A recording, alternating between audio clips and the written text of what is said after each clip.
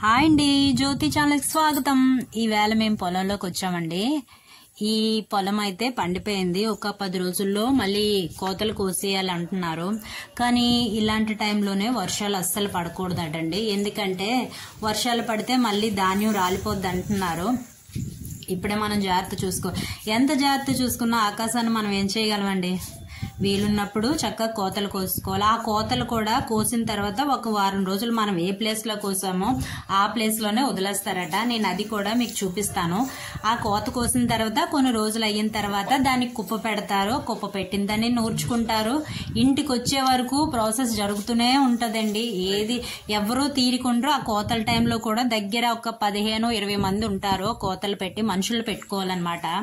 నేను ఆల్రెడీ మనుషుల్ని ఆ కోతలప్పుడు కూడా నేను చూపిస్తానండి. చూసారు కదా ఎంత బాగుందో పొలం. ఆ పంట వచ్చినప్పుడు కన్నా ఇలా పండిపోయినప్పుడు చాలా బాగుంటదండి. ఇది కూడా ఒక 10 రోజుల్లో కోసుకోవాలి. చూపిస్తున్నాను కదా మా పొలం. నచ్చిందా? మీకేమనిపించిందో కామెంట్ చేయండి. వీడియో కనుక నచ్చినట్టయితే like, share, comment, subscribe.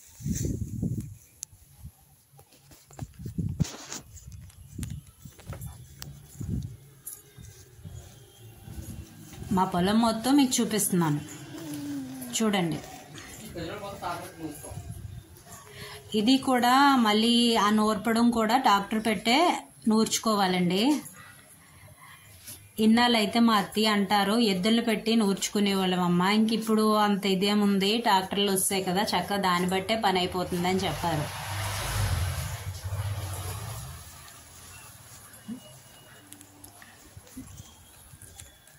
Subscribe చేసుకోండి, లైక్ చేయండి, షేర్ చేయండి. మీకేమనిపించిందో కామెంట్ చేయండి. బాయ్.